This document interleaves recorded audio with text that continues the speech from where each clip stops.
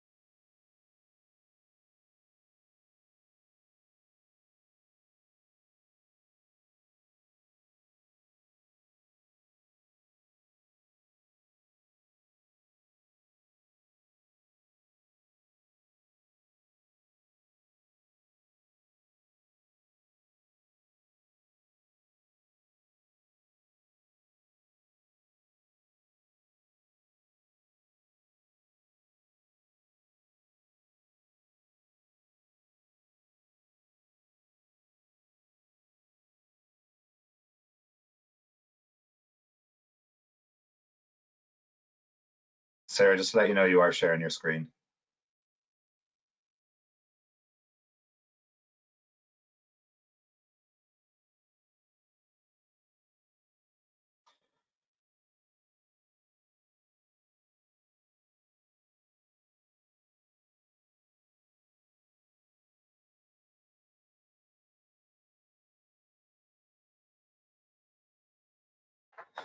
I think we can go ahead and get started.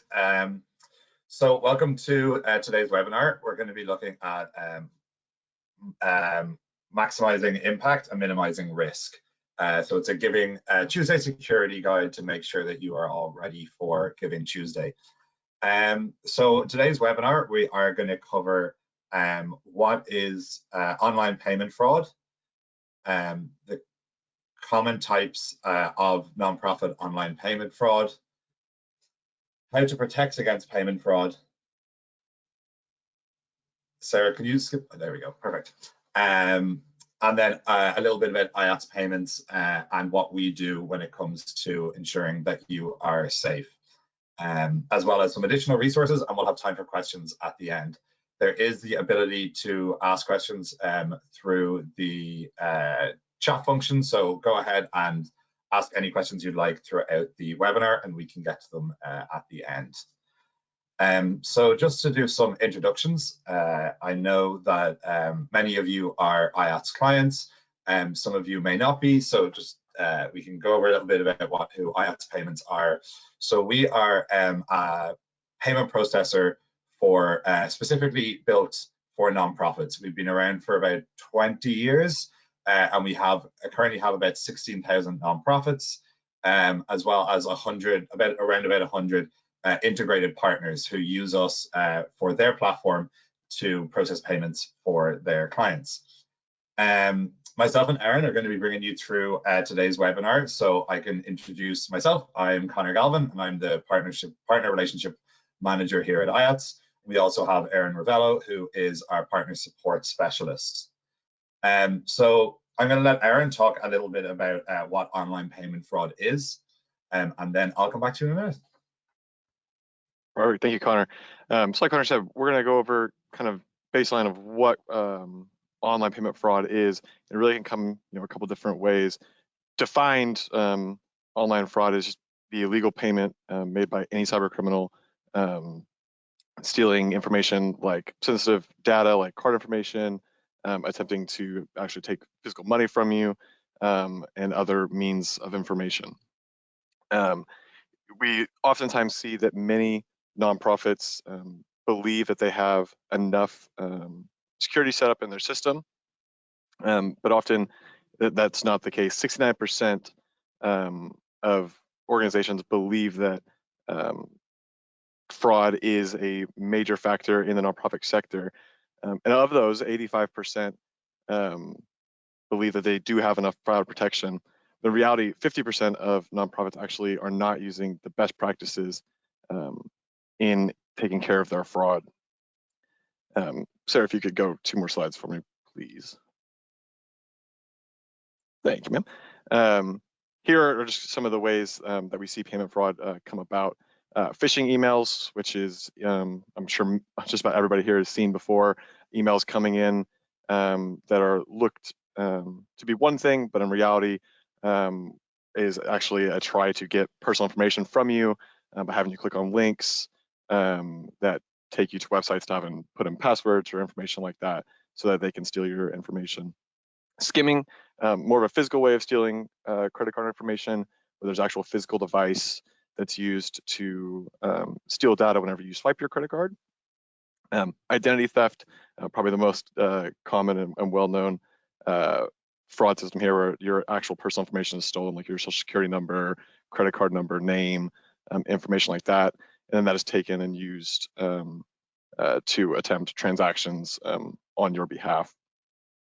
Chargeback fraud, this is where you'll see, usually it's going to be with ACH payments is what we see most commonly, but it can also be with credit cards, where a fraudster is going to charge a large amount, call the organization and say, hey, that was not the correct information. Can you please send a check or send cash, or however they can get that money from you back to this person and have that refunded that way.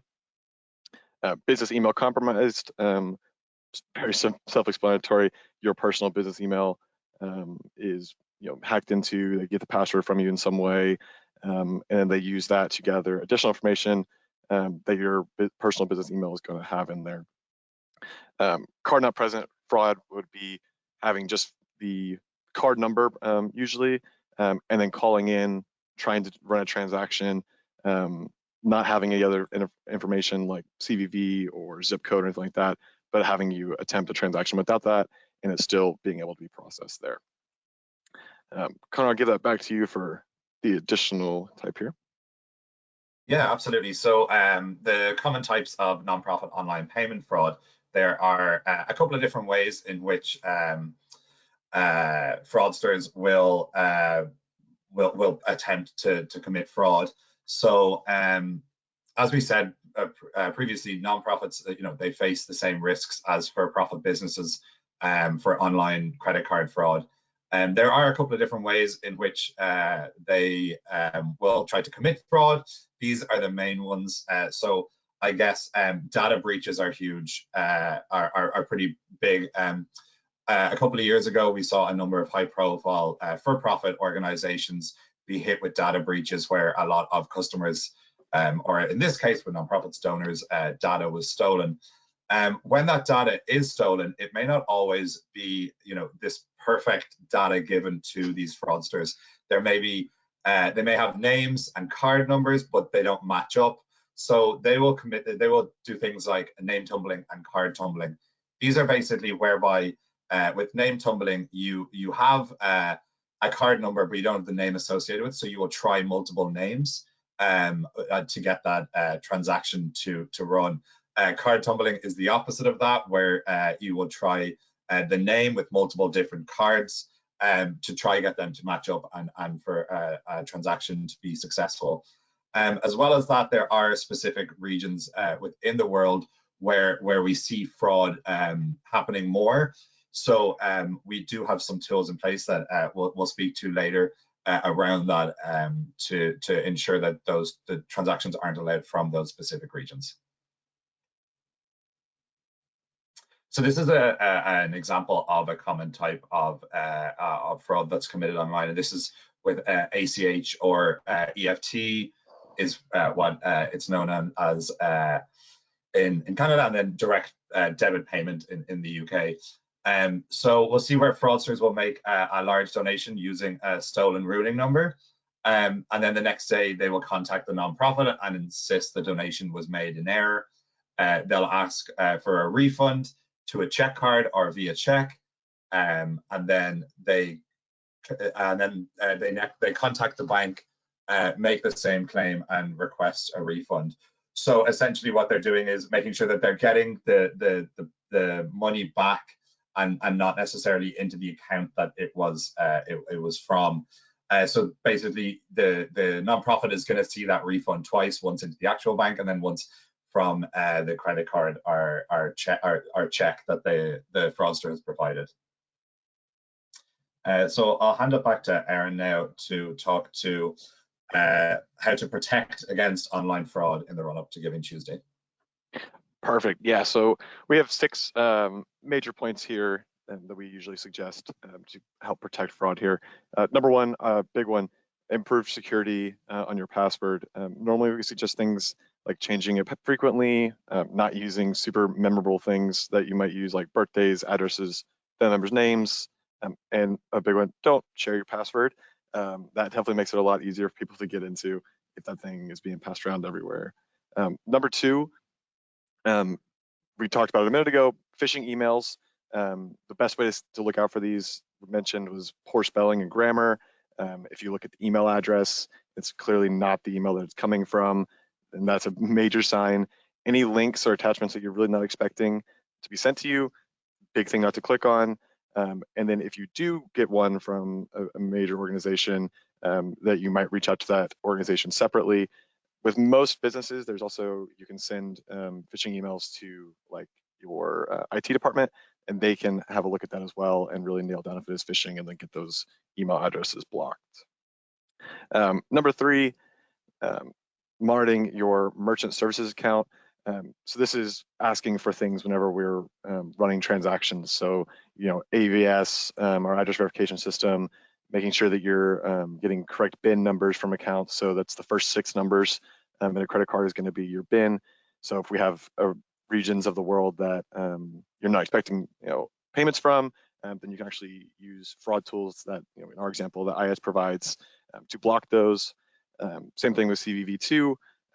Making sure that 3-digit number or 4 for American Express is correct, and making sure that is a requirement on your forms. And then the next 2, the card number tumbling, which is what Connor mentioned a minute ago, making sure there's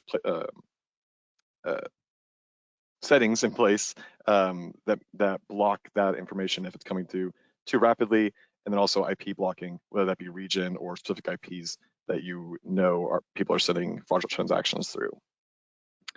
4th, making sure that the actual donors have the information that should be required. And this goes back to that CVV2, making sure they actually have that, and then also the correct address. Normally this comes down to zip code for the majority of address verifications.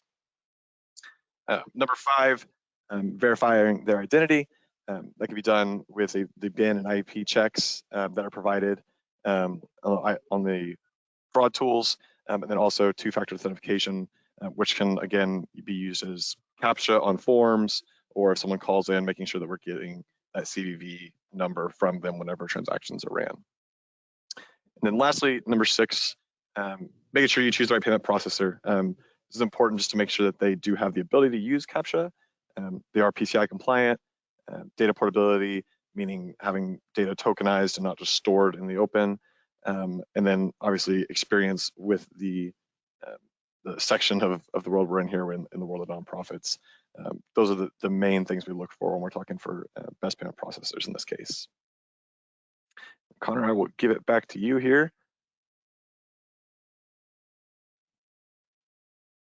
You're muted, Connor.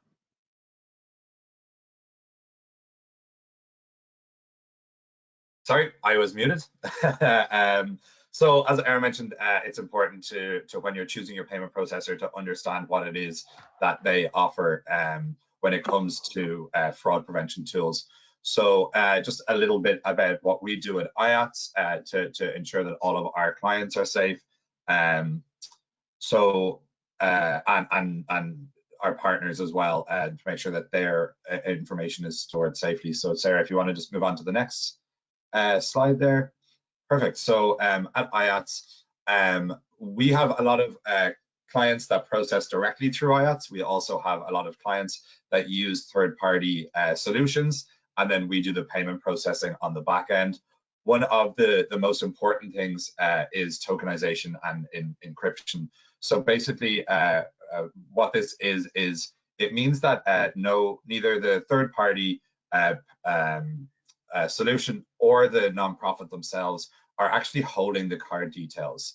So so what would happen is they would provide us the card details in the initial transaction, and then for the rest of the recurring, that would process using a token. So that token is just an alphanumeric string, which really makes no sense to anybody if they get it, but we know that it's associated with a donor in our environment. Along with that, you would also have two-factor authentication, as well as what Aaron mentioned, which is reCAPTCHA. So two-factor authentication, as we know, we all have to do it all the time now, which, although it might be annoying, is a great way to keep us all safe. And then CAPTCHA is, which again we see constantly, is where you have to prove that you are human and not a bot. So it'll ask you, there's different ways of doing it, but the main one is kind of like click on the photos that equal this. As well as that, as Aaron mentioned, there's been an CVV2 verification, so making sure that that customer actually has the card in front of them. There's IP velocity checking. This is one which can be accessed in the fraud tools within the portals that we have available to our clients. So IP velocity checking is basically when a fraudster does run transactions, they will run it using a system where it may run 1,000 transactions within a minute. And so what we have available is if we see that they're all coming from the same IP, and you can edit it that it might be, X amount of transactions within X amount of minutes, we will ensure that there's no more transactions run from that IP. As well as that, it's important to have a minimum transaction in place. Often we'll see test transactions run, and anybody that has been a victim of credit card fraud will likely have seen this, that there's a dollar run first to ensure that it's correct, and then at a later time they run for a larger amount. As well as that, we have the ability to limit name tumbling and card tumbling. As we mentioned previously, this is essentially where they will run a card number with a different name each time.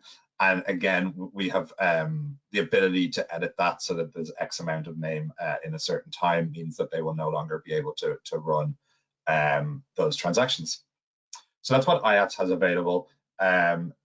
If you want to learn more about just payment processing and fraud in general, or also exactly what IATS has, we do have quite a bit of resources available. So we've got a guide on payment security, as well as just accepting online donations, the ultimate guide, and we will be sending these in a follow-up email. As well as that, our customer care team, as well as our sales team, obviously are fully aware of what we have available, and so feel free to reach out to any of them as well, and they will help you. I do want to say as well, I had mentioned that a lot of our clients come through our partners. A lot of our partners also have fraud tools in place in their systems, so it's important to understand what they have available as well. So do we have any questions at all, Sarah? Or does anybody have any questions at all?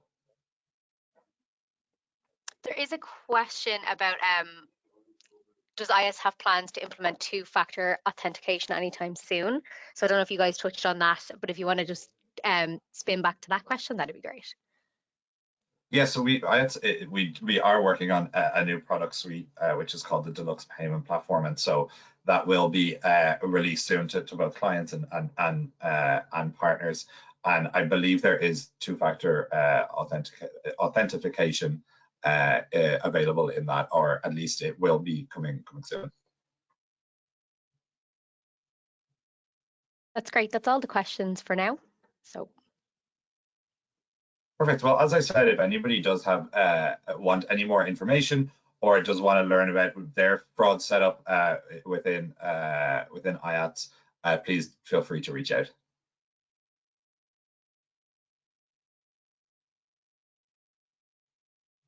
Perfect. Thanks, guys. Thanks so We much. can wrap it up. And yeah, we will be sending out a post-recording email to everybody with these additional resources available as well. So thank you everyone for attending.